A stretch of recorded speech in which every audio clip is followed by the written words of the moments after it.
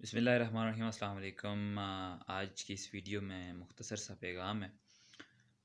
France کے صدر نے پورے فرانس میں نبی کریم صلی اللہ علیہ وسلم کے خاکے جو ہیں وہ شائع کرنے کے حوالے سے اپنی سپورٹ کا اعلان کیا۔ نہ صرف سپورٹ کا اعلان کیا بلکہ وہاں پہ ایک سرکاری بلڈنگ پہ نبی کریم صلی اللہ علیہ وسلم کے خاکے شائع کیے گئے۔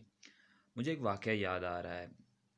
سلطان عبدالحمید ثانی سلطنت عثمانیہ کے آخری مسلمانوں کے خلیفہ اور آخری حکمران تھے، اور اس وقت مسلمانوں کی حالت کچھ یوں تھی کہ کہ بالکل زوال کا شکار تھی مسلم ریاست، یہ جو اس وقت عثمانیہ سلطنت تھی۔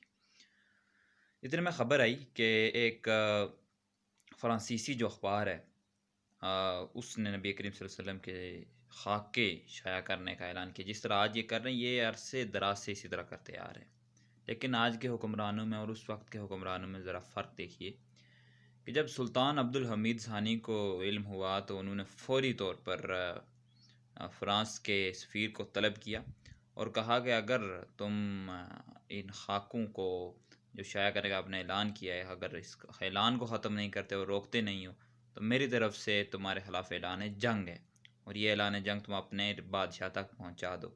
اس کا نتیجہ یہ ہوا تھا کہ اس وقت خاکے شائع نہیں کیے گئے تھے۔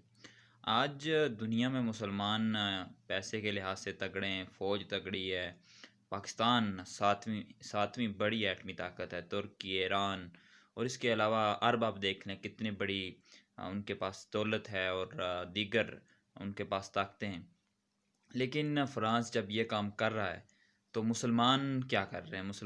مسلم حکمرانوں کا کیا رول ہے؟ بالکل صفر۔ پاکستان کے وزیر اعظم نے ایک بیان جاری کیا مذمتی اور رسمی قسم کا بیان ہے جو کہ ناقابل قبول ہے۔ طیب اردوان اور فرانسیسی صدر کے درمیان کافی تلخ کلامی ایک لحاظ سے ہوئی ہے، تلخ سچویشن ہوئی ہے کہ فرانس نے اپنا جو سفیر ہے وہ ترکی سے واپس بلا لی ہے۔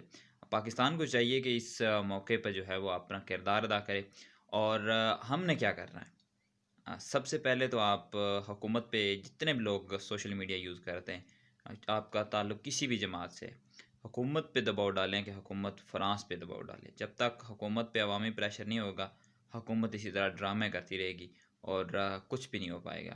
ہم احتجاج کریں گے، فرانس کی چیزوں کا بائیکاٹ کریں گے، ہم مذمت کریں گے، لیکن حکومت اپنا کام کرے، اور وہ کام یہ ہے کہ سفارتی طور پر فرانس کو تنبیہ کی جائے، اس طرح کی حرکتوں سے باز آئے، ورنہ اتنا کہہ دیں کام ہو جائے گا۔